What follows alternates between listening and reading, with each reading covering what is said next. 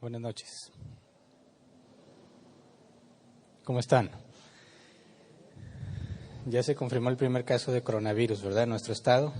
Así que no se les olvide, no nos podemos saludar de beso y no se lleven las manos a la cara, ni a la nariz, ni a los ojos, ni a los oídos, ni a la boca, ¿verdad? Hay que lavarnos las manos seguido. Es el primer caso aquí, entonces debemos empezar a tener cuidado.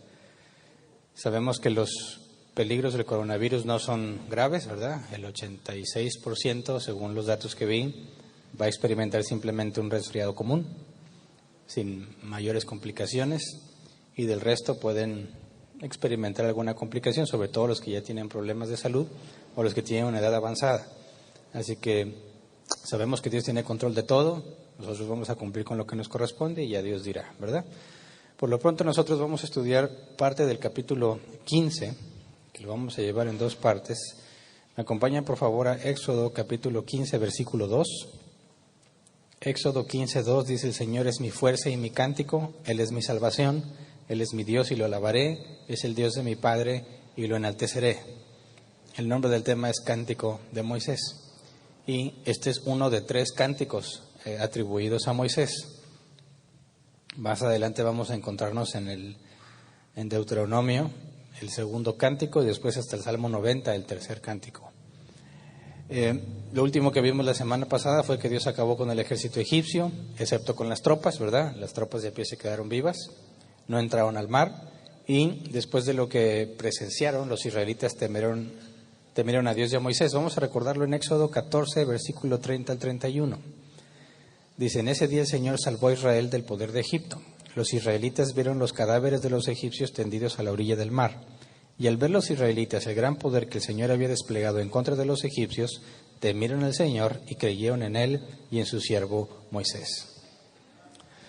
Después de esto, en el capítulo 15, Moisés registra que él y los israelitas entonaron una canción y proporciona la letra. Y esa es la parte que vamos a ver el día de hoy, el cántico de Moisés. Vamos a leer versículo 1 y 2 del capítulo 15. Dice: entonces Moisés y los israelitas entonaron un cántico en honor del Señor, que la letra decía: cantaré al Señor, que sea coronado de triunfo, arrojando al mar caballos y jinetes. El Señor es mi fuerza y mi cántico, Él es mi salvación, Él es mi Dios y lo alabaré, es el Dios de mi Padre y lo enalteceré. Lo que vamos a hacer es que vamos a ir analizando el cántico por partes. Este cántico se divide en 2 partes. La primera parte cuenta lo que ya pasó y la segunda parte cuenta lo que sucederá a raíz de lo que pasó. ¿Ok? Ahora, si consideramos lo primero, porque este cántico nos da información muy valiosa, información que no conocíamos antes, que no se había proporcionado. Cuando dice: entonces Moisés y los israelitas entonaron un cántico, la palabra cántico es el hebreo shirah, que se traduce como canción, y proviene de la palabra shir, que se traduce como musical. Entonces nos da la primera referencia en la Escritura de una canción dedicada a Dios. En todo lo que habíamos visto no había ninguna referencia. Ahora, en el hebreo se puede traducir como canción, pero en español nos traducen como cántico. ¿Por qué cántico? Según la Real Academia Española, un cántico es cada una de las composiciones poéticas de los libros sagrados y los litúrgicos en que sublime o arrebatadamente se dan gracias a Dios o tributan alabanzas a Dios. Está hablando de un género particular, no era cualquier canción, ¿verdad? Era una canción dedicada a Dios. Según Google, la palabra cántico es un canto solemne especialmente de carácter religioso. Entonces, aunque en el hebreo encontramos que se puede traducir como canción, en nuestro idioma nos especifican, es un cántico, que no es lo mismo que una canción, ¿verdad? También es una canción, pero con un objetivo claramente definido. Ahora, se considera que esta porción del capítulo 15 es el cántico, o sea, el poema más antiguo que tenemos en el mundo hasta la actualidad. A excepción del libro de Job, que se considera que se escribió antes de que Moisés escribiera este libro. Entonces, si consideramos que Job se escribió antes, o son sucesos anteriores, entonces Job es el más antiguo. Y después de Job, este cántico de Moisés. Ahora se asemeja, según el comentario de Ellicott, dice: se asemeja mucho a la poesía religiosa egipcia.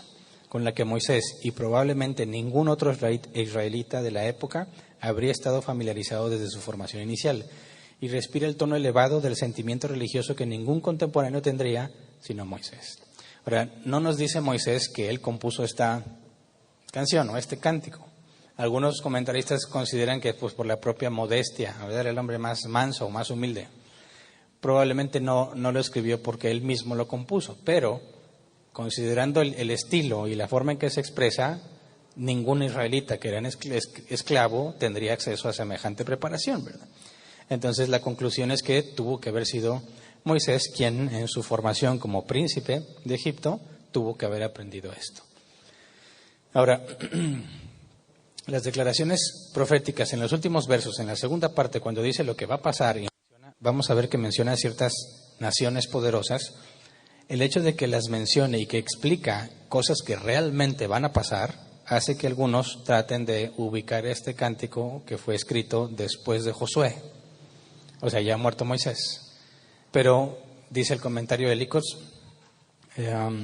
la vaguedad de estas declaraciones contrasta notablemente con la definición y el poder gráfico de la parte descriptiva y señala el tiempo de Moisés para la composición. Es decir, el nivel de detalle que encuentras en lo que sucedió en el libro de Josué te permite ver que lo que Moisés registró aquí realmente es muy vago, o sea, es muy poca información. Sí mencionó algo que iba a pasar, que efectivamente se cumple, pero no podría ser considerado específicamente como algo que se escribió sabiendo ya lo que pasó, porque proporciona muy poca información. Entonces, algunos consideran que Moisés no lo escribió, pero si fuese así, entonces no puedes explicar por qué no se da más detalle de lo que realmente sucedió. Entonces, lo más probable es que sea Moisés. Ahora, dice el comentario Pulpit, probablemente el esquema general de su forma y carácter en el ritmo de la poesía se parece a la poesía egipcia de la época, con la que Moisés había estado familiarizado desde su juventud. O sea, este cántico que está aquí, que es el más antiguo y es el primero registrado en la Biblia, el estilo y lo que tiene proviene de las costumbres egipcias. Entonces Moisés, con su preparación sobre cómo los egipcios cantaban a sus deidades, Moisés compone uno de esos cánticos estilo egipcio, pero para Dios. Ahora esto nos dice entonces algo muy importante sobre lo que se hacía en aquel entonces. Nosotros estamos acostumbrados, venimos a la iglesia cristiana y desde la primera vez que yo visité una iglesia cristiana se cantan canciones, ¿verdad? Y el mundo, ¿y por qué cantamos canciones? Pues porque, bueno, de entre las muchas razones que me explicaron, una de ellas que fue la que más absurda me parece, es que me dijeron, es que Dios necesita que le cantes. Dios está así como que muy tristón si no le cantas. Entonces, cuando vas a la iglesia y le cantas, pones contento a Dios. Entonces, cantamos para poner contento a Dios. Y si pones contento a Dios, pues te va a dar bendiciones. Entonces, a mí me enseñaron que ir a cantar a la iglesia tenía que ver con suplirle algo a Dios, darle algo que Dios necesitaba para sentirse bien. Y el beneficio que yo obtenía es que me iba a dar bendiciones. Y dices, bueno, si Dios es perfecto, no necesita nada, ¿verdad? Y si Dios tiene que recibir algo de nuestra parte, entonces Dios ya no es Dios, ¿verdad? Porque necesitaría algo. Y si necesita algo, ya no es perfecto. Entonces es absurdo. Pero la pregunta seguía en mi mente, bueno, ¿por qué cantamos? ¿De dónde viene esa idea? ¿A quién se le ocurrió? Bueno, es tan antiguo, esto de cantarle a un Dios es tan antiguo, que antes de que se registrara una canción en honor a Dios, ya se practicaba por los egipcios y quién sabe si más atrás se hacía. Ahora, ¿nosotros lo hacemos porque los egipcios lo hacían? Claro que no. Lo estamos haciendo por lo que encontramos en estos pasajes. Dice, cantaré al Señor que se ha coronado de triunfo arrojando al mar caballos y jinetes. Dice el comentario Benson, parece que el canto de himnos como un acto de culto religioso se usó desde antes de la entrega de la ley ceremonial. Dice este comentarista, cantar es el lenguaje del gozo santo, así como la oración lo es del deseo santo. O sea, lo que dice el comentarista es que cuando tú deseas algo y quieres pedirle a Dios o expresarle a Dios lo que deseas, oras. Dice, bueno, pero si estás gozoso, ¿se acuerdan que ya vimos que es el gozo, verdad? Estar gozoso es algo independiente del estado de ánimo, es independiente de tus emociones. Aunque estés sufriendo, aunque experimentes un dolor profundo, tú puedes estar gozoso. El gozo es una decisión consciente de pensar que lo que está pasando es para tu bien y que Dios tiene control de las cosas, aún de lo que está pasando, y que Dios, quien controla todas las cosas, ha ordenado esto para tu bien, que Dios ya te dio lo más importante y lo más valioso que te pudo haber dado, que es la salvación. Por consecuencia, te alegras a pesar de las dificultades. Entonces dicen que el cantar con gozo tiene que ver con la expresión de cómo le agradecemos a Dios lo que ya hizo. Y muchas veces creo que eso se nos olvida, ¿verdad? Porque si Moisés escribió esto y dice, cantaré al Señor, que sea coronado de triunfo, arrojando al mar caballos y jinetes, ¿qué es lo que le motiva a cantar? Lo que acaban de ver que pasó. Fueron salvados físicamente hablando, ¿verdad? Fueron salvados físicamente de los egipcios. Ahora, si llevas eso al contexto de los cristianos, ¿de qué fuimos salvados nosotros? No me digan que del diablo, que los repruebo. ¿De qué fuiste salvado? De Dios mismo, ¿verdad? Porque ¿qué es lo que va a hacer que la gente sea arrojada al lago de fuego? La ira de Dios. Entonces, Dios nos ha librado de Él mismo, porque nuestros pecados merecen la condenación eterna. Entonces, nuestra salvación no es algo físico. Por eso habla el comentarista, expresamos el gozo por medio de un cántico. Pero ese gozo no significa que todo marcha bien, sino que estás consciente de la salvación que se te regaló. Y esa salvación tiene que ver con ser librados del juicio de Dios. Y nosotros deberíamos tener muchísimas más razones para cantar que lo que los israelitas tienen en ese momento. Entonces, si los israelitas se gozaban por lo que vieron, nosotros deberíamos experimentar un mucho mayor gozo por lo que Dios hizo con nosotros. Sin embargo, es común ver que los cristianos no entienden por qué cantan. Y yo lo veo aquí también en árbol plantado. Voy a tener que hablar, ya lo habíamos estudiado cuando vimos el fundamentos en el tema de la liturgia, pero vamos a tener que darle una buena repasada después porque los veo que no entienden por qué cantan. A veces están las personas así, nomás así. Todos cantan y lo que sea y ellos nomás están así, pajareando, viendo ver, y luego pasa alguien de los de audio y están poniendo toda la atención a ver qué pasó. Acá está para la canción y todo y no, o sea, ni en cuenta, no se dan por enterados, como que no entienden qué están haciendo aquí. Bueno, si realmente entiendes lo que la salvación es, deberías sentirte plenamente agradecido, no importa cuál sea tu situación. Y precisamente porque el gozo no es una emoción y no es un sentimiento, sino una decisión, cuando venimos a cantar a la iglesia, decides cantarle a Dios por lo que Él ha hecho por ti. Ahora, y como vamos a ver este cántico describe incluso de forma poética y literal lo que Dios hizo. Y nosotros nos tenemos que asegurar que cuando venimos a cantar a la iglesia, estemos cantando cosas que realmente describen a Dios, no que estamos inventando cosas que incluso contradicen la Escritura. Como tristemente algunas llamadas iglesias cristianas acostumbran cantar letras que no tienen nada que ver con la Biblia, ¿verdad? Que no, que yo le arrebato a Satanás y que tantas barbaridades que se pueden a cantar. Y dices, realmente Dios es muy paciente, ¿verdad? Porque si Dios no fuera tan paciente, hace mucho hubiéramos sido consumidos nosotros que también cantábamos eso, ¿verdad? Porque puedes decir, sí, eso está bien mal, pero tú estabas cantando lo mismo. Y te tuvo toda la paciencia del mundo, ¿verdad? Te hizo, mira, ¿qué se sentirá ser Dios? Y luego ver que alguien está tratando, como a mí me enseñaron, de darle lo que piensa que necesita, darle a Dios algo para que no se agüite, para que no esté triste, y a ver si me bendice. Y dices, qué barbaridad, qué gente tan necia, tan ignorante. Y Dios le tiene paciencia. Otros no van pensando en que Dios tiene necesidad de que le canten, pero piensan que porque cantan van a pasar las cosas, porque dicen que la lengua tiene poder. Y entonces piensan que porque en la canción dice, yo le arrebato a Satanás y que no sé qué, y con mi Dios saltaré los muros, que aunque lo dice la Biblia, ellos lo aplican a cosas que nada que ver, y piensan que porque ya estuvieron gritoneando ciertas cosas, ahora Dios está comprometido a darles lo que dijeron. Es otra cosa absurda. Por eso el cántico de Moisés es una guía muy buena para entender qué es lo que motivaba a los israelitas a cantar, que sabemos que la gran mayoría de los que están ahí están mintiendo, están cantando a Dios, pero al mismo tiempo están mintiendo en lo que dicen, porque no lo consideran su Dios. Pero entre ellos, específicamente Moisés, que es quien lo compone, expresa o nos sirve como una guía para entender por qué se debe de cantar y cómo debe de ser lo que cantamos. Tiene que ser una descripción de lo que Dios es, de manera poética o de manera literal. Entonces, dice el versículo 2, el Señor es mi fuerza y mi cántico. Mi fuerza, ¿por qué es mi fuerza? Porque los israelitas no tenían fuerza para repeler el ataque egipcio, ¿verdad? Pero Dios lo hizo por ellos. Por eso dicen, el Señor es mi fuerza. Y mi cántico es porque es la razón de por qué cantan. Él es mi salvación. ¿Por qué es su salvación? Porque fueron salvados debido a Él.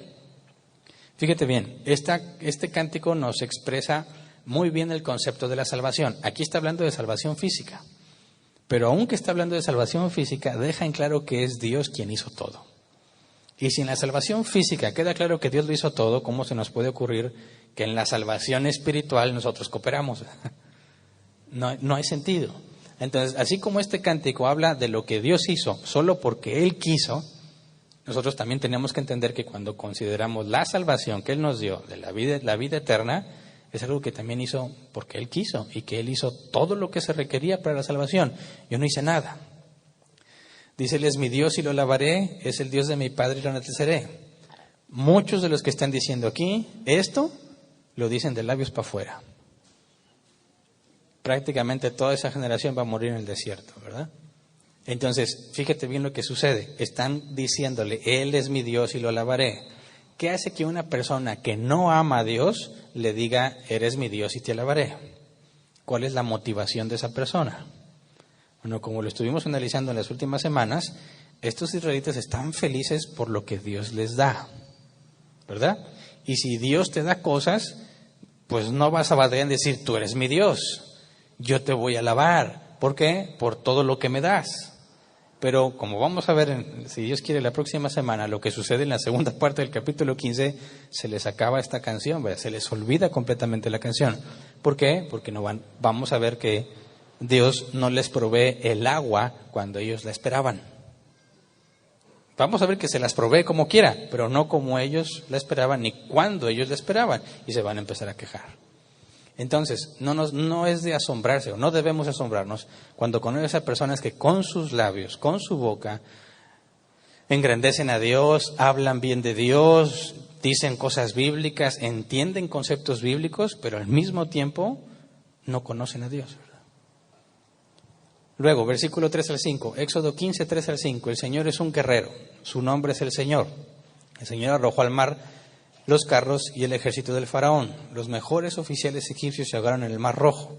Las aguas profundas se los tragaron, como piedras se hundieron en los abismos. Y aquí tenemos antropomorfismos, ¿verdad?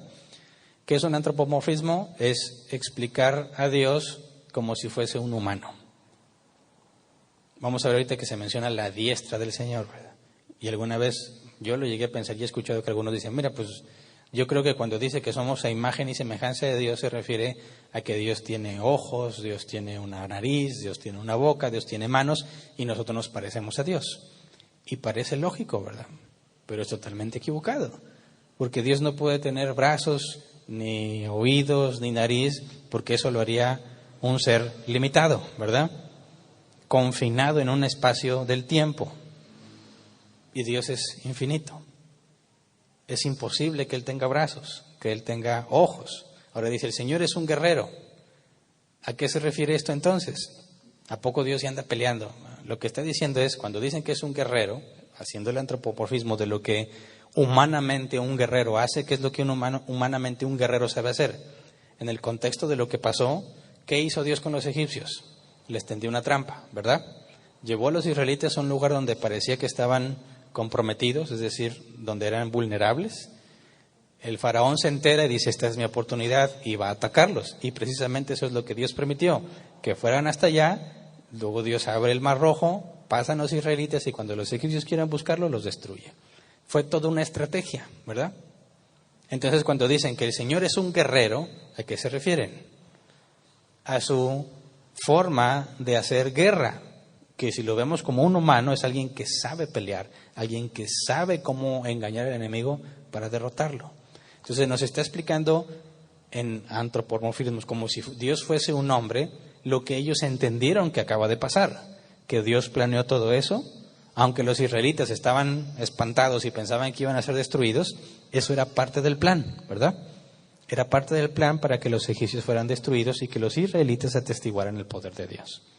Entonces, cuando dice que el Señor es un guerrero, no cometamos el error de pensar que si yo tengo un enemigo, Dios se va a ir a pelear con él. Porque a mí también me enseñaron eso.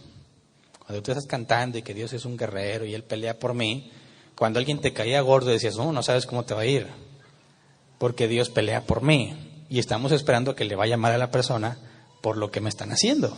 Porque si Él es un guerrero y pelea por mí, no va a dejar que me pase eso. ¿Verdad? No está hablando de eso, ¿verdad? Ni siquiera está en el contexto de que si alguien te hace algo, Dios va a ir a pelear por ti. No. Nos está describiendo, fíjate, la primera parte del cántico es lo que ya pasó. No puedes decir, bueno, si fue un guerrero para ellos, significa que es un guerrero para mí y va a pelear mis batallas. No, aquí no puedes deducir eso. Aquí lo que estás deduciendo está describiendo el cántico lo que Dios acaba de hacer. Dice, el Señor arrojó al mar a los carros y el ejército del faraón.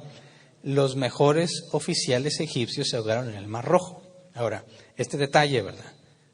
Los mejores oficiales egipcios se ahogaron en el Mar Rojo. No nada más está diciendo o ubicándonos específicamente en un lugar en el mapa, sino que resulta que históricamente el Mar Rojo, al ser parte del territorio dominado por los egipcios, se consideraba que era protegido por dioses egipcios. Y si en el Mar Rojo Dios los destruyó, implicaría que los dioses egipcios que controlan el Mar Rojo no pudieron hacer nada al respecto. Y si fueron los mejores oficiales del faraón, es decir, el ejército más poderoso de la tierra en aquel entonces conocida, ni siquiera ellos pudieron prever lo que Dios iba a hacer. Entonces están mostrando que Dios es superior a los dioses egipcios que controlan el Mar Rojo y superior a la estrategia que el ejército más poderoso de aquel entonces pudieran realizar. Cayeron en la trampa de Dios y Dios acabó con ellos.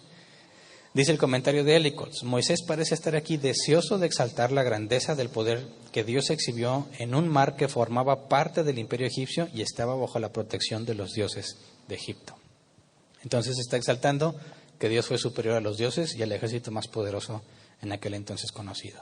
Y cuando dice las aguas profundas se los tragaron, como piedras se hundieron en los abismos, pues es literal, ¿verdad? Esto fue literal. Entonces podemos ver que este cántico mezcla entre poesía y cosas literales. Literalmente las aguas profundas se los tragaron. Luego se exalta a Dios por su poder. Éxodo 15, 6 al 8.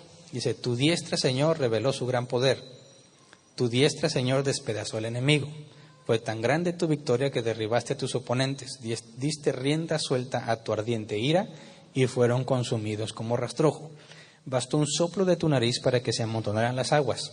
Las olas se irguieron como murallas, se inmovilizaron las aguas en el fondo del mar. Ahora analicemos. Tu diestra, otro antropomorfismo, ¿verdad? Dios no tiene brazos. ¿Pero qué se refiere aquí?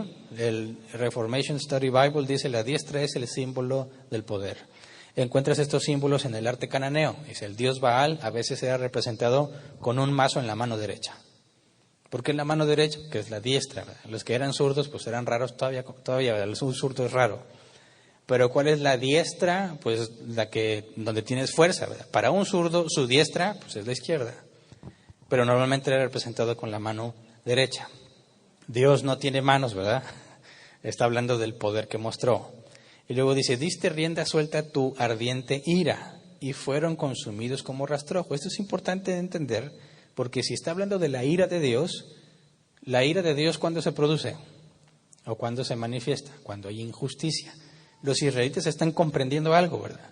Dios hizo justicia sobre los egipcios. Y eso es lo que más me sorprende, porque están cantando que Dios hizo justicia, pero ellos no pueden entender qué es lo que Dios está haciendo con ellos.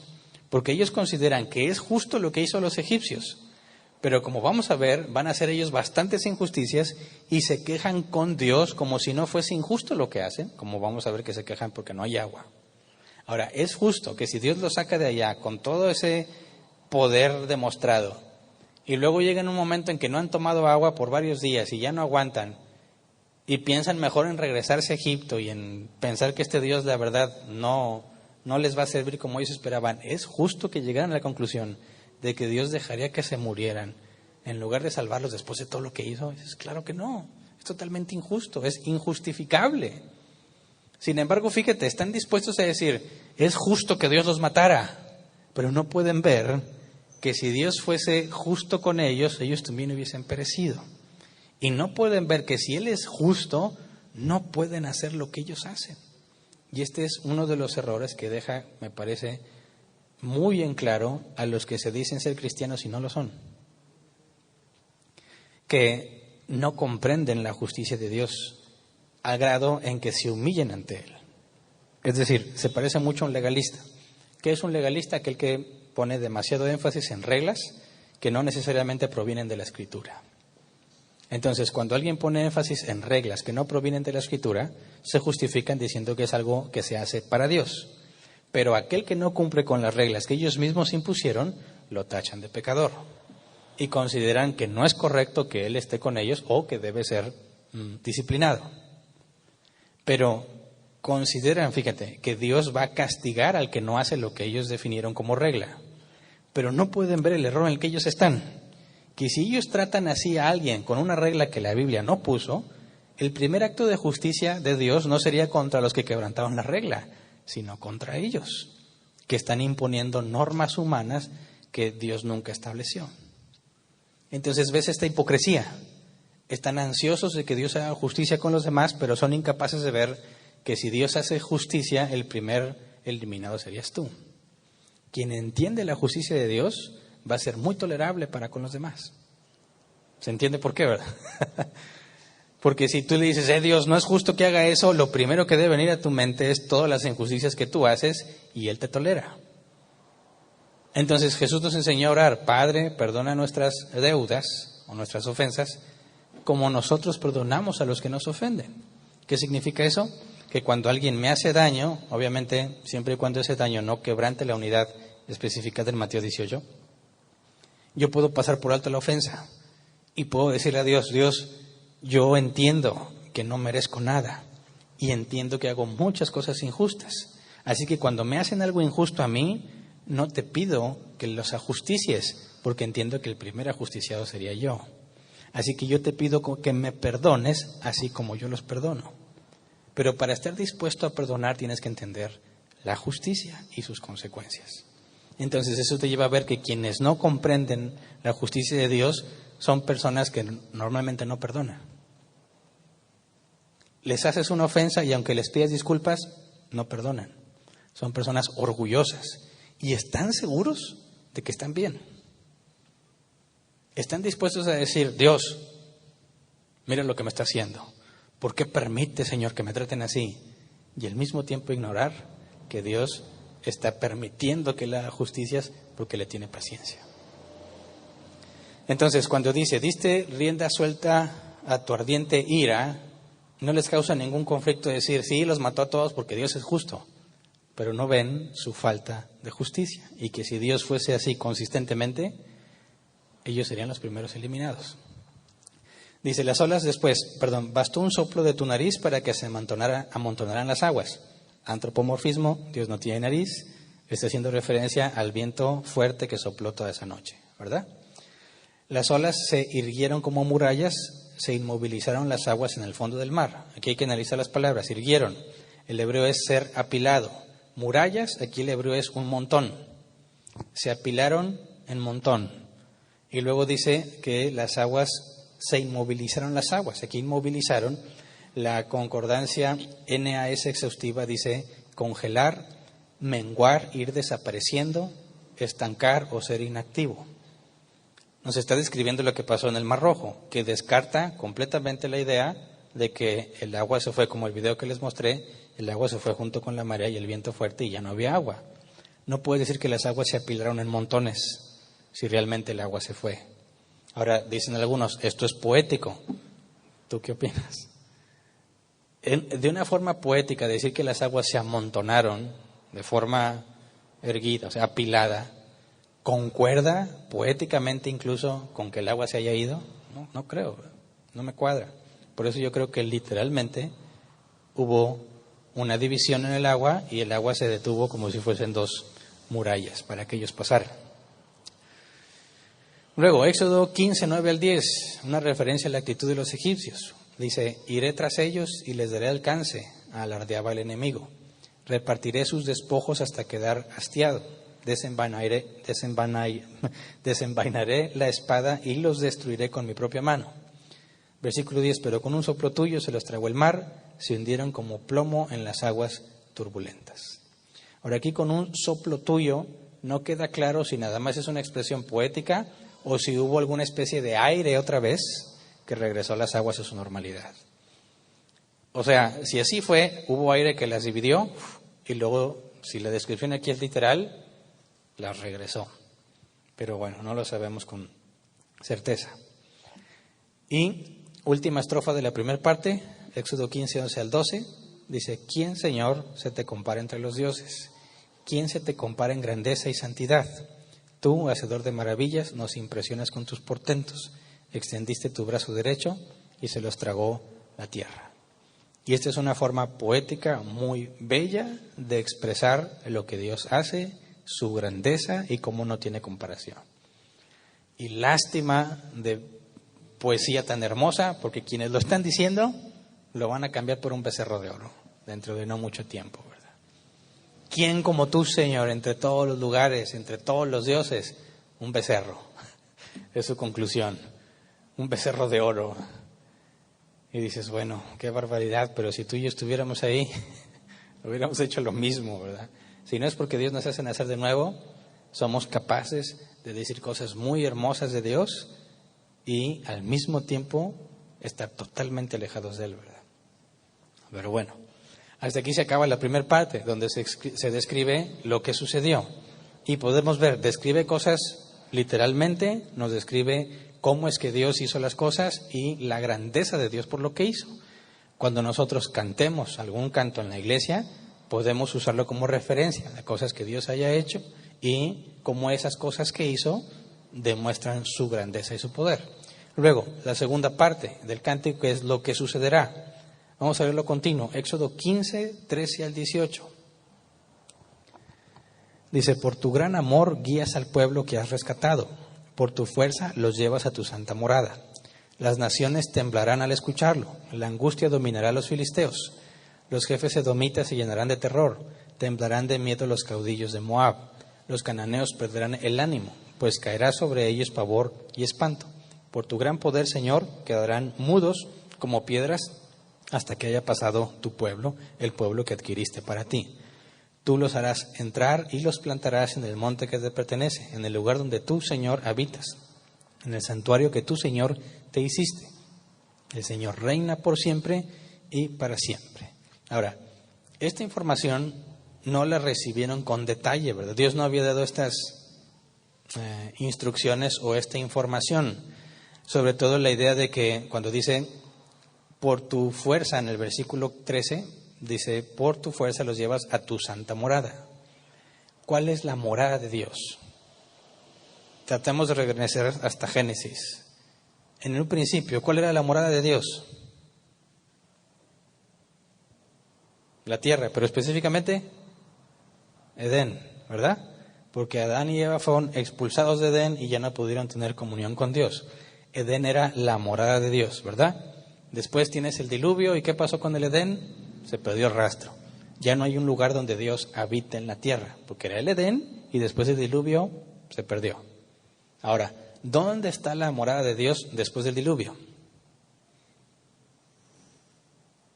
La Biblia describe que es en el cielo, ¿verdad? Y recuerden lo que vimos en Génesis, desde la cosmovisión de aquel entonces, el cielo es una cúpula, ¿verdad?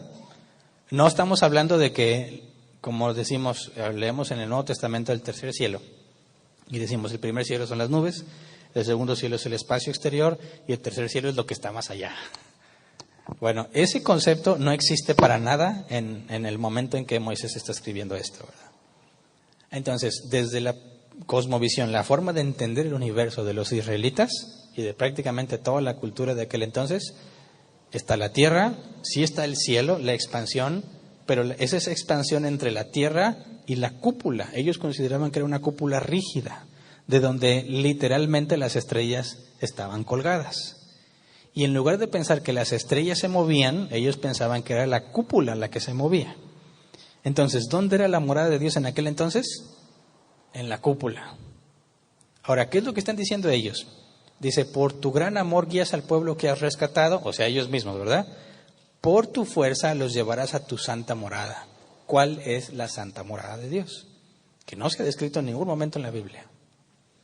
¿De dónde viene esta información? Si Moisés lo compuso, Moisés tenía esta información. ¿Cómo entendemos de dónde provino? Después nos describe lo que las naciones van a hacer, ¿verdad? Pero ¿de dónde proviene la idea de que van a la santa morada de Dios? Tratemos de ponernos en el contexto de los israelitas. ¿Cuál es la promesa que tenían, que Dios estaba cumpliendo en ese momento? La que se le dio a Abraham, ¿verdad? La promesa a Abraham era, además de que sus descendientes saldrían de esa nación y los rescataría, irían a una tierra, fluye leche y miel, y ahí, por medio de esos, o sea, de los que llegaran a esa tierra, todas las naciones serían benditas, ¿verdad? Ahora, ellos, como lo vimos también en el caso de no hace poco en Éxodo, cuando Moisés va y les habla de la liberación y de la promesa, ¿qué entendieron? Bueno, que de alguna manera se estaba cumpliendo lo que Dios le había dicho a Eva, que uno de sus descendientes le aplastaría la cabeza a la serpiente y recuperaría lo que Adán y Eva perdieron. ¿Qué es lo que Adán y Eva perdieron? La comunión con Dios. ¿Se acuerdan cuando vimos el concepto del templo y del lugar donde debían? Que es un lugar donde Dios gobierna, ¿verdad? Incluso analizamos el día de reposo, el séptimo día que hizo Dios. Cuando dice reposó, sabemos que bíblicamente hablando, por escritos del salmista y principalmente de uno de los salmos de David, dice que el lugar donde Dios mora es el lugar, o donde reposa es el lugar de su trono, el lugar desde donde gobierna. Los reyes juzgaban desde su trono. Decir que Dios reposa implicaba, en un antropomorfismo, lo que los reyes hacían. Un rey reposa sobre su trono y cuando está sobre su trono ejerce autoridad sobre todo su reino. Entonces, decir que Dios reposaba implicaba que Dios gobernaba sobre toda su creación. Ahora, Adán y Eva pecan, son expulsados. Ya no están en el reposo de Dios, ya no están bajo el dominio de Dios, porque lo que Adán y Eva quisieron hacer era tomar decisiones por cuenta propia, independizarse de Dios. Entonces, ¿qué es lo que esperaban en el cumplimiento de la promesa a Eva? Que uno enviado por Dios, descendiente de Eva, restauraría las cosas, tendrían acceso otra vez al reposo de Dios, es decir, habitarían junto con Dios.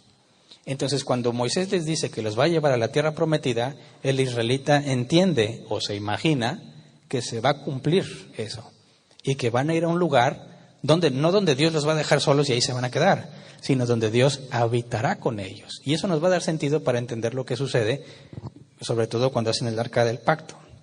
Pero fíjate, el israelita, ¿qué es lo que siempre los acompaña? La columna de nube y fuego. ¿Y quién es el que está ahí? Vimos que ellos dicen, ahí está Dios. Ahora, Dios los está llevando. La presencia de Dios está con ellos. Cuando lleguen a la tierra prometida, se van a establecer ahí. Y si Dios está ahí y Él es el que gobierna, entonces es la morada de Dios. Ellos lo ven como el nuevo Edén. Gracias. Ellos lo ven como el nuevo Edén. Entonces, ¿qué están interpretando? Cuando lleguemos allá, Dios va a vivir junto con nosotros. Es importante que entendamos esto, porque cuando empiece a dar la ley, tenemos que comprender por qué ellos estaban dispuestos a obedecer la ley. Bueno, porque eran las condiciones para que pudieran habitar con Dios, tal como Adán y Eva habitaban con Él. Entonces, el israelita piensa, cuando lleguemos a la tierra prometida, ese es el nuevo Edén. Porque si tú comparas al Edén con el resto de la tierra, ¿qué había en Edén? Árboles frondosos, tenía todo lo que necesitaban. Bueno, ¿qué les dice o qué se les dijo que hay en la tierra prometida? Todo lo que necesitan y que Dios va a estar con ellos. Entonces, fíjate lo que están diciendo. El pueblo que has rescatado lo vas a llevar a tu santa morada. ¿Qué es lo que ellos comprenden? Se va a establecer el Edén de nuevo y Dios va a morar con nosotros. Y fíjate que cuando vaya avanzando el tiempo y esté el tabernáculo y todo eso, eso es precisamente el pacto. Dios va a estar con ellos, como si fuese el nuevo Edén, pero tienen que cumplir la ley. Si no cumplen la ley, no puede establecerse el Edén, no pueden retomar lo que Adán y Eva perdieron. Entonces, el nuevo Edén no es algo que ellos puedan tener por acceso natural, sino que tienen que estar ahí cumpliendo rigurosamente y sin falta las reglas que Dios les ponga. Pero hasta aquí, cuando dice, por tu fuerza los llevas a tu santa morada, entendemos, ellos piensan y entienden que Dios se va a quedar a morar con ellos. Dice versículo 14, las naciones temblarán al escucharlo, la angustia dominará a los filisteos, los jefes edomitas se llenarán de terror, temblarán de miedo los caudillos de Moab. Y entonces los filisteos, los edomitas y los moabitas eran una de las naciones más poderosas de la tierra a la que se dirigían, de Canaán. Cuando dice, los cananeos perderán el ánimo, ahí está hablando en general de todos los que están en la tierra de Canaán, ¿verdad? Caerá sobre ellos pavor y espanto, y vamos a ver que eso se cumple, sobre todo cuando los espías, Josué manda a los espías, la ramera, Rahab, les dice, ha caído un terror sobre todos nosotros, lo que demuestra que esto se cumplió. Luego dice, por tu gran poder, Señor, quedarán mudos como piedras hasta que haya pasado tu pueblo, el pueblo que adquiriste para ti. Y vamos a ver que van a pasar por ciertos lugares donde las naciones no hacen nada, ¿verdad? No se mueven y los dejan pasar libremente. Versículo 17, tú los harás entrar y los plantarás en el monte que te pertenece.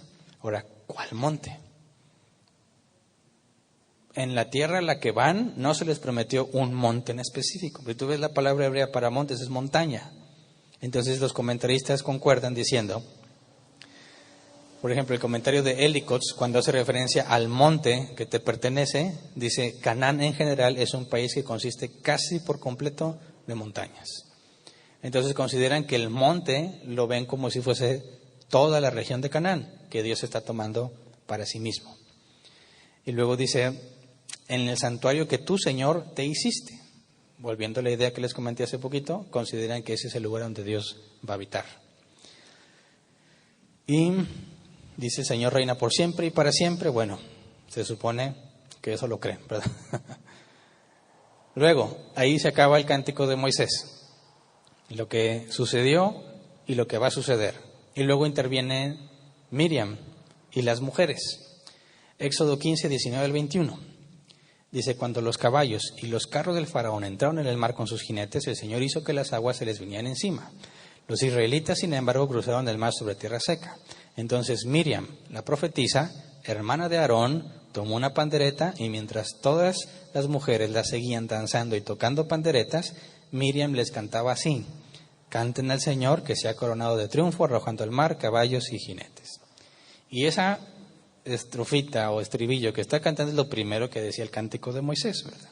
Algunos piensan que ahora las mujeres iban a empezar a cantar todo el mismo cántico, porque lo que decía es cuando dice Moisés y los israelitas cantaron, solo los hombres estaban cantando, las mujeres nomás estaban escuchando.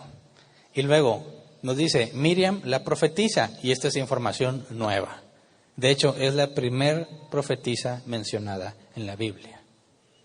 ¿Qué hacía una profetisa? Hablar de parte de Dios. No sabíamos absolutamente nada de esto.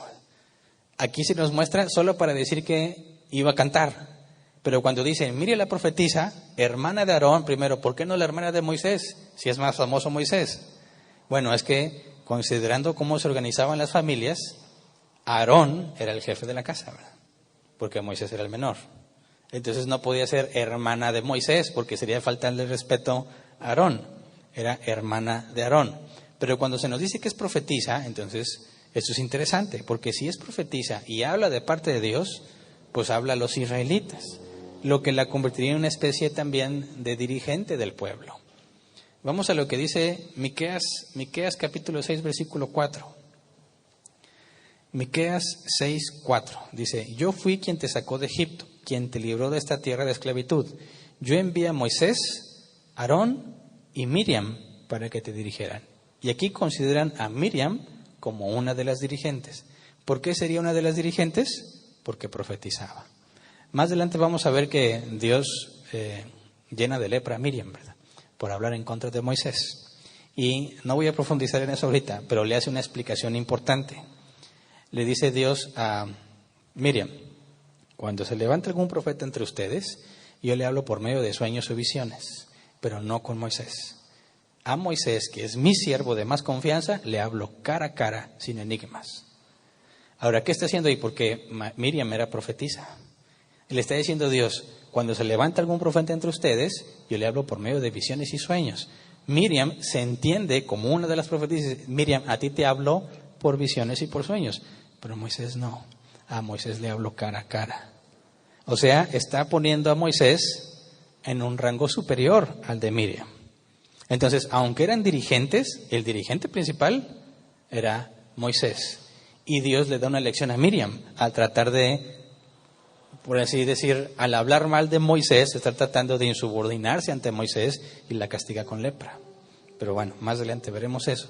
Entonces, cuando dice que son estos tres dirigentes, en ningún momento se nos dice que Aarón, Miriam y Moisés tenían la misma responsabilidad o jerarquía, ¿no? Claramente se especifica que Moisés era el principal dirigente. Ahora, ¿esto de profetiza sería algo nuevo? Resulta que no. Comentario de Hélicos dice, el oficio de profetisa parece haber sido permitido a las mujeres en Egipto en aquel entonces, aunque el oficio de sacerdotisa estaba prohibido en Egipto hasta los tiempos ptolemaicos, que es mucho después. Entonces, en Egipto, no había sacerdotisas, pero sí había profetisas. Razón por la cual, dado que la mujer no tenía valor entre los israelitas, ¿se acuerdan? La mujer entre los israelitas no era algo valioso, pero entre los egipcios sí. Lo vimos cuando estudiamos lo que pasó con José el soñador. Cómo la esposa de Potifar era tan liberal y nadie la acusaba de nada, porque las mujeres egipcias tenían el mismo valor que los hombres. Entonces, por eso, en una cultura egipcia sí había profetisas, mujeres que se les daba valor porque hablaban, eran usadas supuestamente por los dioses para hablar al pueblo. Ahora tienes a Miriam, una israelita, que entre los israelitas la mujer no tiene ese valor, elevada a la estatura de profetisa, es porque en la cultura egipcia era normal que hubiese profetisas. ¿Se entiende?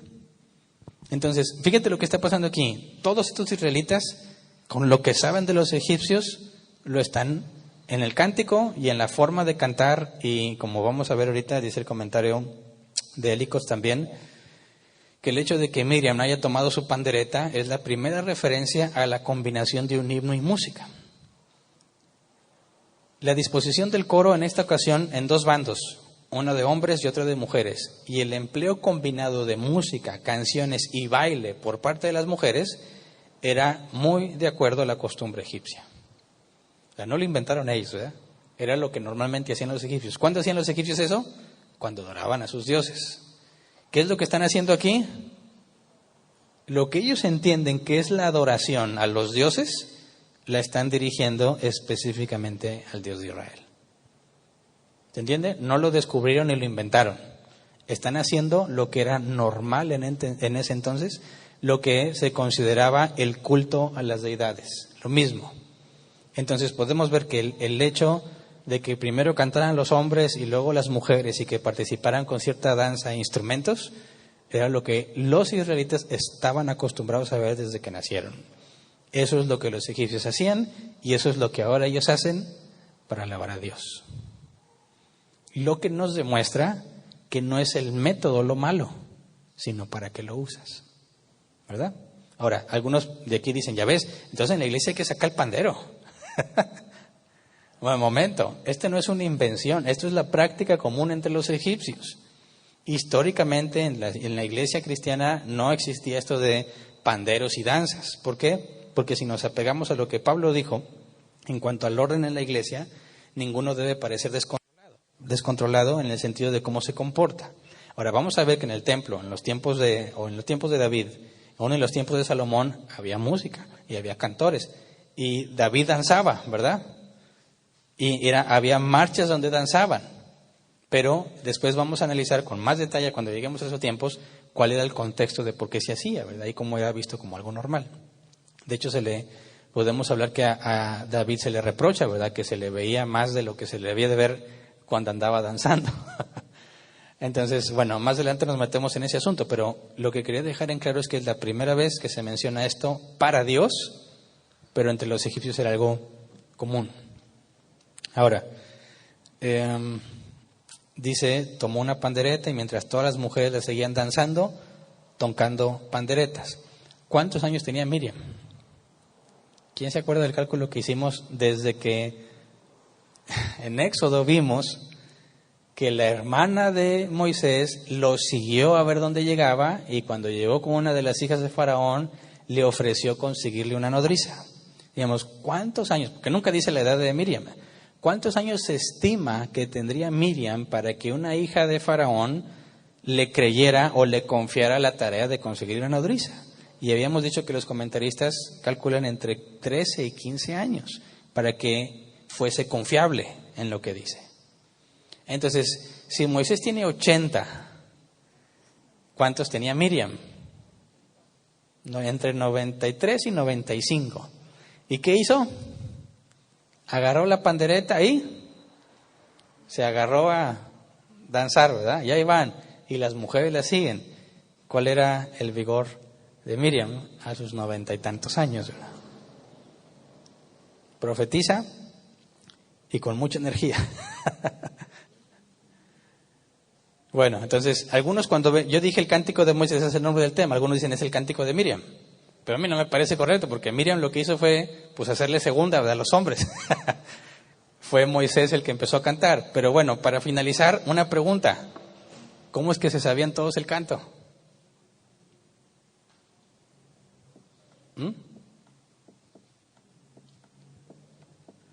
En Apocalipsis, no voy a profundizar ya en eso, nos dice que cantaban el cántico de Moisés, todos los que habían salido triunfantes de la marca de la bestia y de su marca, o sea, de la bestia y de su marca, y tenían arpas, y todos cantaban el cántico de Moisés. Si se acuerdan cuando estudiamos Apocalipsis, dijimos, ¿y a qué horas se lo aprendieron, verdad? Ahora, fíjate aquí, el mar se cierra y mata a todos los egipcios, y empiezan a cantar todos. Y dices, oye, parece película musical, ¿no? ¿A qué horas se aprendieron el canto? ¿Cómo es que todos se lo sabían? ¿Cómo es que estaban organizados? Oh, no, pues es que Dios a todos, ¡fum!, les dio el mismo canto. Órale, dijeron, órale, primero los hombres, luego las mujeres. ¿Cómo? No sé si te habías puesto a pensar en eso. Yo lo he pensado desde la que veo las películas, ¿no? Que están las películas y todos empiezan a cantar. Y yo digo, ¿y cómo sabían qué parte cantaba cada quien? O sea, si quieren que les cree la historia, ¿cómo es que cada quien sabe qué cantar? Y la coreografía, por eso no me gustan a mí los musicales. Bueno, ahora te tienes este efecto. Imagínate, se hundió el mar y todos se quedan así, órale. Y dijo Moisés, pues vamos a echarnos una cancioncita, ¿no? Y ahora le empiezan todos juntos. No, no puede ser. ¿Qué pasó? Obviamente tuvo que haber un tiempo en el que se le aprendieron, ¿verdad? Fíjate lo que dice el comentario Pulpit. El canto conjunto de Moisés y los hijos de Israel implica el entrenamiento previo de un coro y parece mostrar que los israelitas permanecieron durante algunos días acampados en el punto que habían ocupado al abandonar el lecho del mar. ¿Se entiende? O sea, todos cruzaban el mar, ¿verdad? Y luego ven que el mar se cierra. Está apenas amaneciendo. ¿Qué hicieron los israelitas? Dijeron, bueno, vámonos. ¿Y se fueron? No. ¿Qué tanto se ha de haber fatigado de todo lo que acaba de pasar, verdad? Mira, ¿durmieron la noche anterior? No durmieron. ¿O tú te hubieras dormido sabiendo que los egipcios están ahí? No, ninguno se durmió, todos están despiertos esperando que Dios les mostrara la salida y órale, pásale el mar, que según el cálculo que hicimos, en la parte más estrecha eran al menos 2 kilómetros. Ahora, pásale por ahí con niños, chivas y todo, pásale, y luego pasas, no supimos qué tan cerca de ellos estaban los egipcios, se traga el mar a los egipcios y no se fueron, no se pudieron haber ido. Tuvieron que haberse quedado ahí a acampar. Mínimo de la impresión, ¿verdad?, de lo que pasó, a volver a acomodar todo, porque nomás llegaron jalando todas las cosas que tenían, ¿verdad? Tuvieron que volver a acomodar todo. Moisés compone esto y les da la instrucción de que se lo aprendan. Ahora, ¿cómo es que 1.200.000 personas se aprendan esto? Bueno, eso es lo que estaban acostumbrados a hacer en la cultura egipcia. Esa era la práctica común. No se nos dice que los israelitas fueran fieles a Dios, ¿o sí? Y dentro de toda esa cultura de idolatría, ¿qué hacían ellos? Fíjate, nosotros nos sorprendemos hoy en día, pues, ¿cómo te vas a aprender eso así tan pronto? Pero se ha demostrado históricamente, sobre todo en el caso de los judíos, que se podían aprender el Pentateuco seguido, de memoria. Los primeros 5 libros de la Biblia, así, de memoria. Ahora ahí te va, Génesis 1, dice, en el principio que Dios, y te sigues de memoria, todo de memoria, es asombroso. ¿Cómo hacen eso? ¿Superhumanos? No, es la costumbre. Entonces, aprenderse esto no iba a ser mucho problema para ellos, ¿verdad? ¿Cómo sabían que primero los hombres y las mujeres? Eso es lo que normalmente se hace. No tuvieron que decir, a ver, vamos a hacer esto, se me ocurre a mí una idea bien chida. Primero vamos a cantar los hombres, las mujeres no dicen nada y luego cantan las mujeres. No, ya se sabe, esa es la forma normal de adorar a los dioses en Egipto.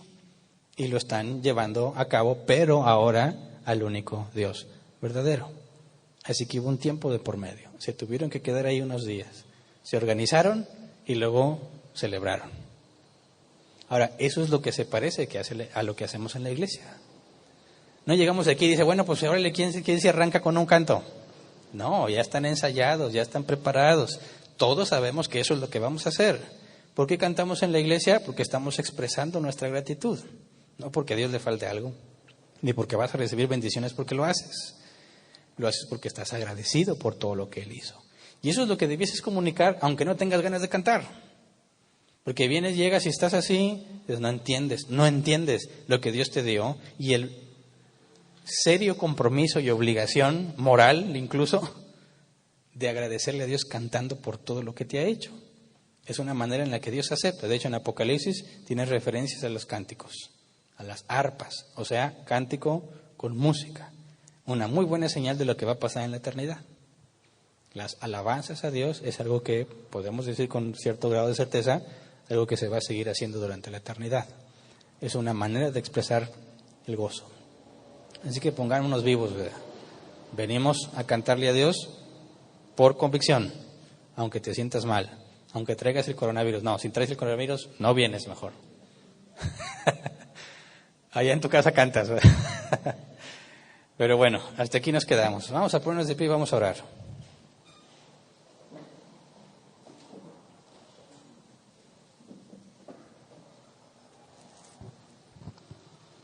Llevémonos esa reflexión. ¿Cantas y le cantas a Dios o no sabías ni por qué venías a cantar? Si lo vas a hacer hay que hacerlo bien. Hay que obligarte a ti mismo a hacerlo bien. No se trata de si te gusta o no te gusta la canción o si sientes algo acá, la piel se puso de gallina. No se trata de eso en ninguna manera. Es un acto consciente, voluntario, decisivo. Voy a exaltar a Dios por todo lo que me ha dado, aunque no tenga ganas de hacerlo, porque Él es digno. ¿Verdad? Y si no lo has hecho así, arrepiéntete. Porque lo único que has hecho es venir y ser un hipócrita aquí. De labios para afuera, decir cosas que ni siquiera estás dispuesto a comprobar con tus acciones, ¿verdad? Y es cierto, la predicación es el punto central de nuestras reuniones, pero eso no significa que la alabanza no sirve para nada. Es un acto consciente que todo hijo de Dios debe expresar porque todos debemos estar agradecidos. Y si no te sientes agradecido, hay que ponerte a leer más la Biblia. Recordarte a ti mismo todo lo que Dios hace, recordarte su justicia y lo injusto que tú eres. Y ese conocimiento lo obtienes de leer la Biblia. Entonces ahí sacas conclusiones simples. ¿Por qué no estás cantando? Eso me demuestra que ni siquiera lees. ¿Verdad? Que no puede ser que estés leyendo y aprendiendo y tú sigas inmóvil ante Dios. No es posible. Entonces tenemos un compromiso, ¿verdad? Vamos a orar. Señor,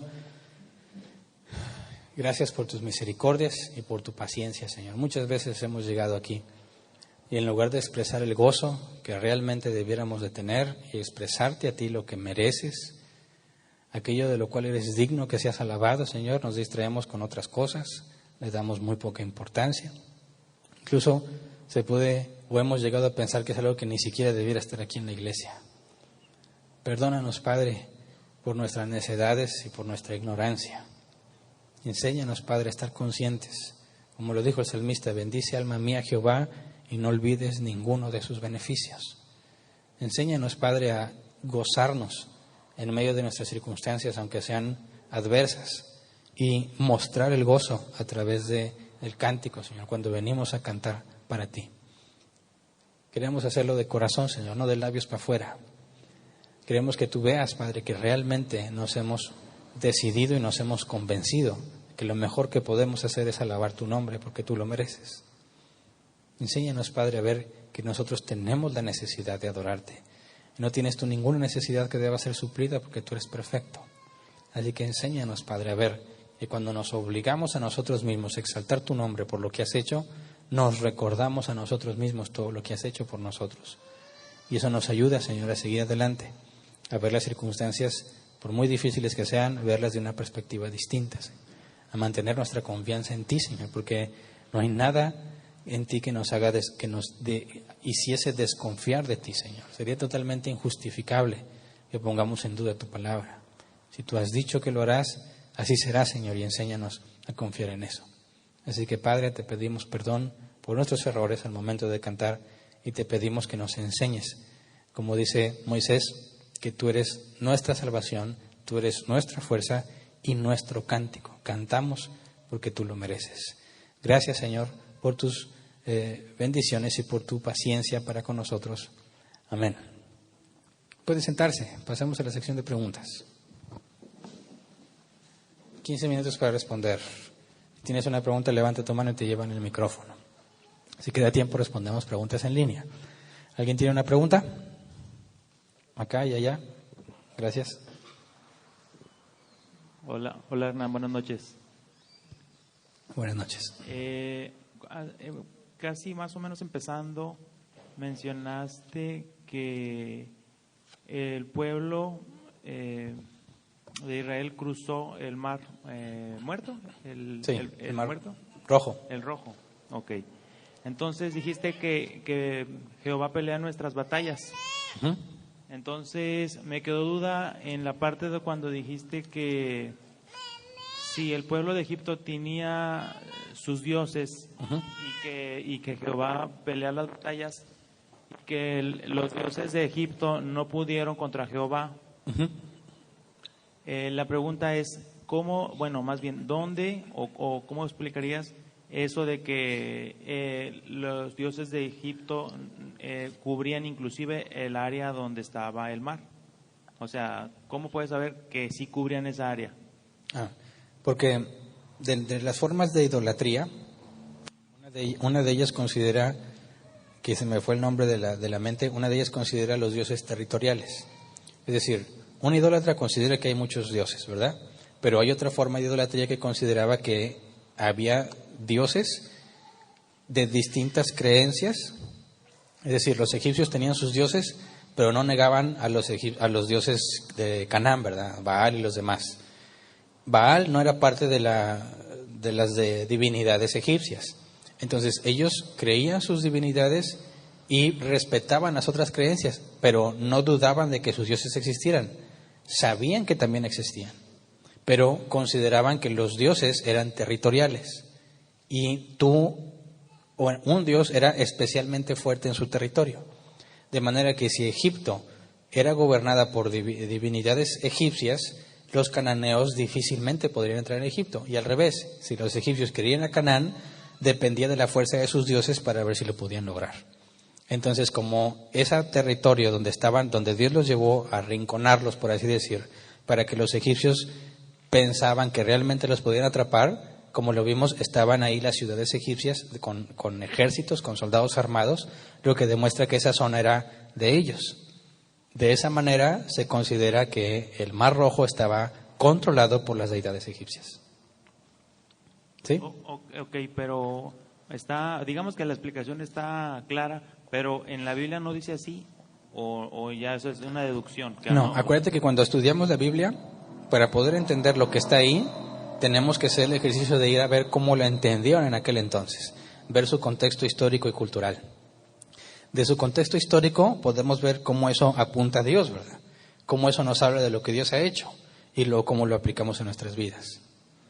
Entonces, el ejercicio de ir a ver lo que en la cultura egipcia se creía nos permite entender con mayor profundidad lo que está escrito en la Biblia, porque aunque sí fue escrita para nosotros, no fue escrita a nosotros, no somos los destinatarios.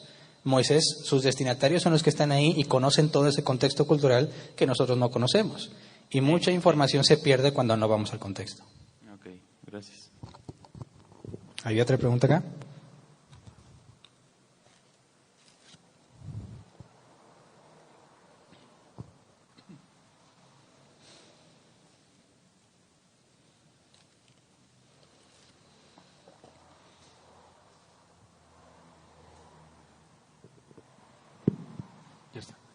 Mi pregunta tiene que ver con el término de, si tú comparas la narrativa del Antiguo y el Nuevo Testamento, el Antiguo Testamento, más del 90% hay guerras y batallas y todo eso, y no lo ves, aunque había guerras en el mundo secular, pero no lo ves en el escrito, ¿no? ¿Cuál debería ser la visión de la Iglesia del Nuevo Testamento frente a una guerra? En términos generales y basándonos en lo que Moisés escribió, decía Jehová es hombre de guerra o es guerrero. ¿Cuál debería ser la visión bíblica del cristianismo hacia una guerra? Y si es positiva, ¿deberíamos alegrarnos por la derrota de una nación como Moisés y el pueblo judío se alegró por la derrota de Egipto? Bueno, me parece que podríamos ilustrar ese ejemplo con los nazis y la Segunda Guerra Mundial. Los cristianos se dividen en dos ramas en este sentido, ¿verdad? Los que creen que una guerra puede ser justificable bíblicamente y los que consideran que no. Los que consideran que no dicen Dios ha dado un mensaje de amor y de amar a nuestros enemigos, ¿verdad? Por consecuencia no debieras matar a nadie, que tienen razón hasta cierto punto, ¿verdad? Pero si consideras que el mandato en la ley de los 10 mandamientos es no asesinar y que la pena capital aún estaba vigente cuando en los tiempos del apóstol Pablo en Romanos 13 nos habla de la autoridad que porta la espada, vemos entonces que el quitarle la vida a alguien no era asesinato si había razones válidas para quitarle la vida. Es decir, podemos ver que Dios sostuvo la pena capital aún hasta los tiempos del Nuevo Testamento. Entonces, cuando hablamos de una guerra y quitar vidas, tendríamos que primero dejar en claro si esas vidas serían quitadas de una manera válida y justificable a los ojos de Dios, por causa de injusticia, por así decirlo, ¿verdad? O en defensa propia. No creo que ningún cristiano esté dispuesto a considerar que podemos ir a invadir un país solamente por poseerlo, porque eso no estaría respaldado de ninguna manera. Pero cuando hablamos de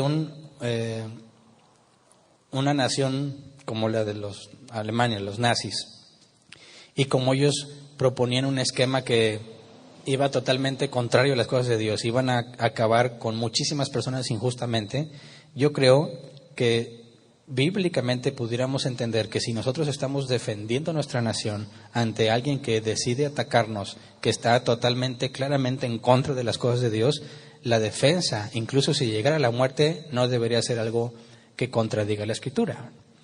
Pero si la guerra a la cual se va a enfrentar no tiene ninguna justificación, como se dice de Estados Unidos, ¿verdad?, que quieren ir por el petróleo, cosas así, ningún cristiano debería estar dispuesto a participar. Entonces, a mí me parece que al momento de defender nuestra vida, defender quizás nuestra nación de alguien que está claramente en contra de las cosas que Dios ha establecido, la justicia, la paz y la convivencia sana entre los seres humanos, yo creo que es justificable que un cristiano defienda su país. ¿Alguien más?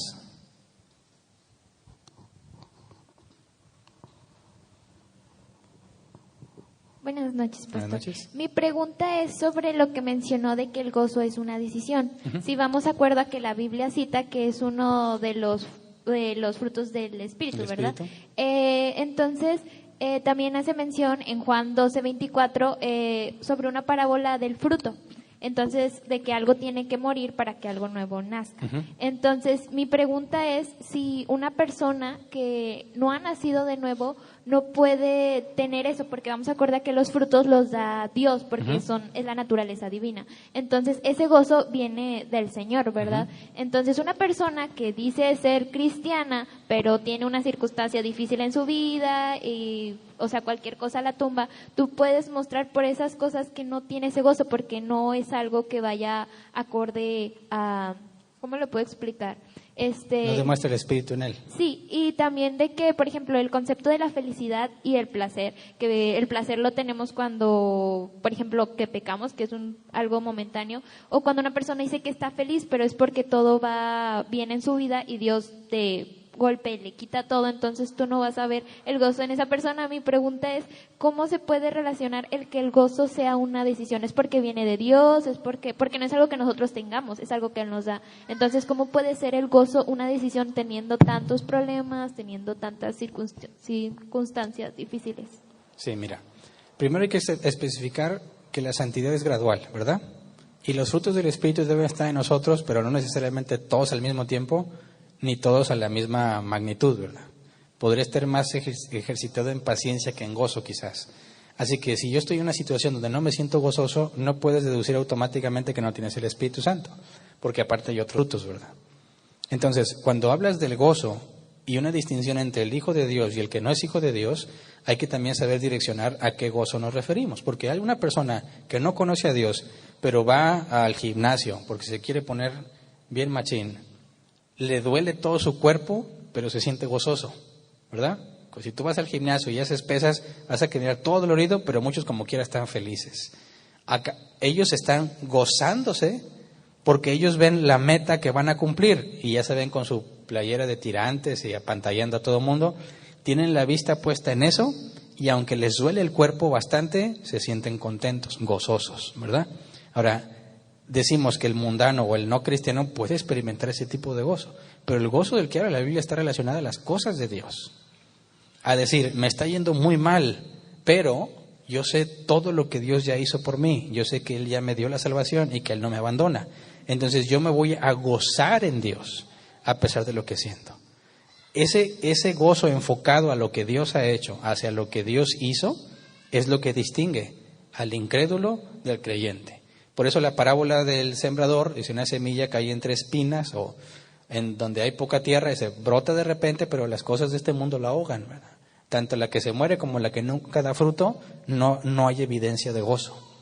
Entonces distinguimos, el gozo en el creyente tiene que ver con la vida cristiana, el saber agradecer y sentirse bien por lo que Dios ha hecho, a pesar de cómo te va ahorita. Y como es gradual, pues vas a empezar de menos a más.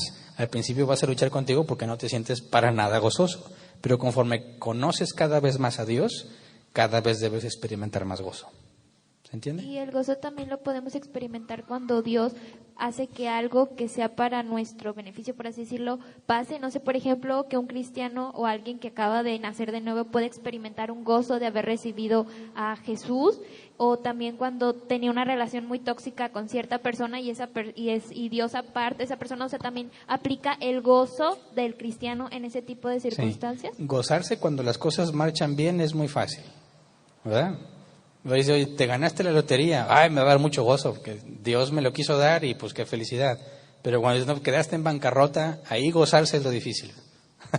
Entonces, lo que puede confundir es que a alguien le va bien y dice, estoy gozoso.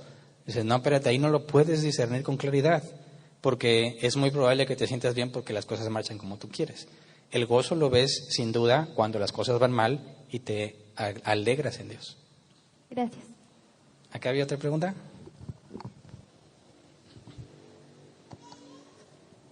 Pastor, buenas noches. Buenas noches.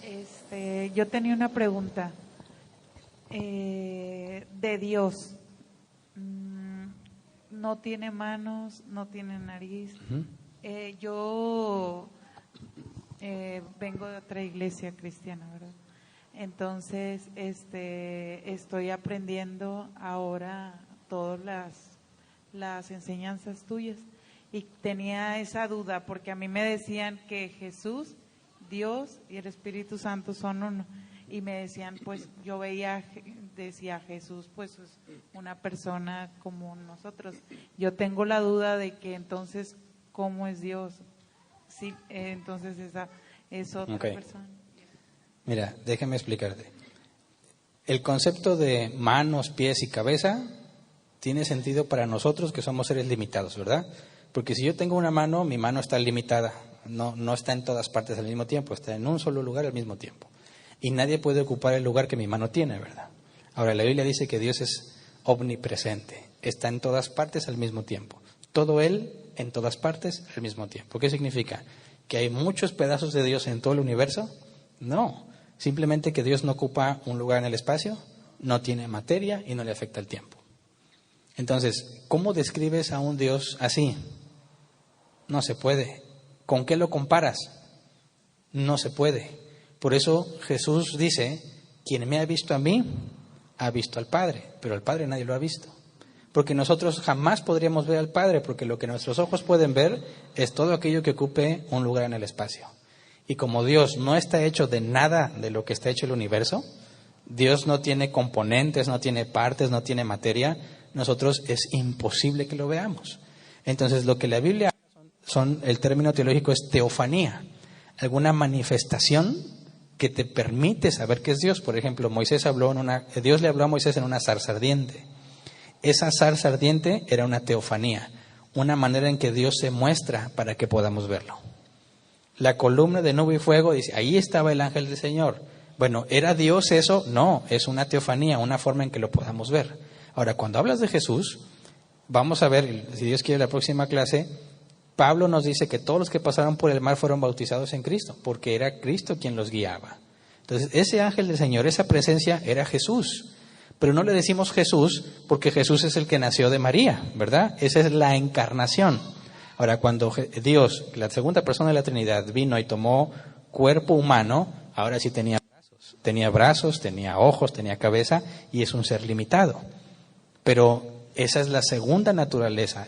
Jesús era un ser divino, o sea, Dios está en tres personas, ¿verdad? Jesús en la parte de Dios es omnipresente, pero toma forma humana y se vuelve limitado como nosotros. Jesús sí tenía un cuerpo humano, pero hasta que nació de María. Antes, no. Vamos a ver que era la zarza ardiente, fue el varón que se presentó con Abraham cuando él venía con 2 ángeles más y se sentaron a comer con él. Vamos a ver que Moisés y los ancianos se sientan a comer con un ser que es como oro al rojo vivo y otra parte de otro color, y se le describe de distintas maneras, porque eran formas en las que se manifestaba. Pero es imposible que podamos ver a Dios. Entonces, si hablamos, el Dios de la Biblia no puede tener manos, no puede tener nada de eso, porque Él no está hecho de nada de lo que estamos hechos nosotros.